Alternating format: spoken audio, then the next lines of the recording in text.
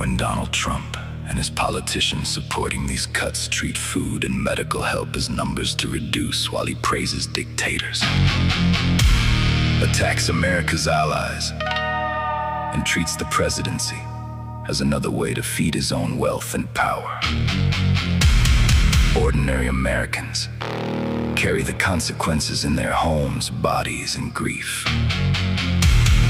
You can love America and still condemn leaders who knowingly hurt its people.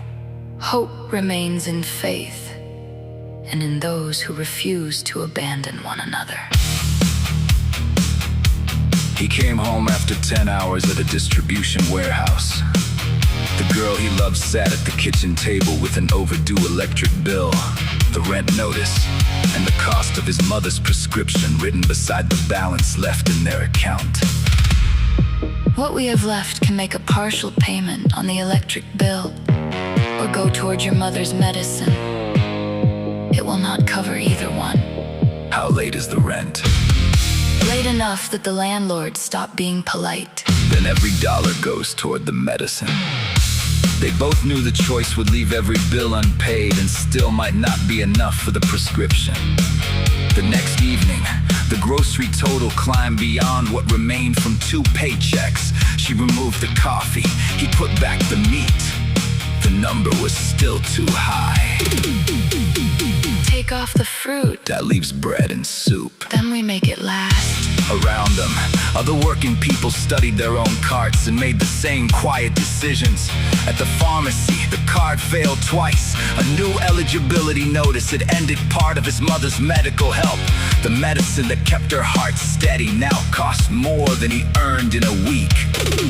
Please run it again. The pharmacist did the answer, stayed the same. What happens to people who cannot pay? They get sicker while somebody calls the cut a victory. They called it savings because nobody writing the number had to miss a dose above the counter. Donald Trump spoke beneath American flags, praising dictators, insulting America's allies, and making every answer return to himself. He admires men who rule through fear. And talks about our allies like they are the enemy. Does he know what is happening here? Yes, he knows. Then why does he keep doing it? Because he only cares about himself, his money, his power, and how much more he can take. Even when people get hurt? Their pain does not matter to him. Sometimes hurting people is the point. He never knew our names. They left the prescription behind at home. Washington's victory looked like 3 bowls sharing 1 can of soup. His mother said very little. Her hands trembled when she lifted the spoon. We will call every office again tomorrow. We already called them all. Then we call until somebody listens. 2 weeks later, his mother's chair was empty. The hospital bill reached the mailbox before the flowers beside her photograph began to fade. She worked her whole life and died waiting for help she had already earned. What do we do with this anger? We make sure it does not become silence. That Saturday, they followed a handwritten sign into a church basement. A nurse helped people appeal coverage decisions. Volunteers packed groceries, workers shared extra shifts and job leads. Nobody asked which side anyone voted for. We came here needing help. Then we helped the next person while we are here. She filled a box for an old man waiting near the door.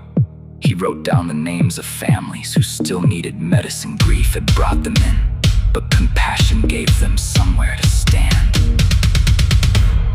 Do you still believe in America? I believe in the people keeping it alive. Do you still have faith? In God, in you, and in everyone who refuses to look away. Outside, the television kept repeating promises for men protected from their consequences. Inside, strangers spoke to one another, shared what they had, and remembered who was missing. Can people like us really change anything? We can change who makes it through tonight. The rent was late. The cupboard held very little. The president kept celebrating himself.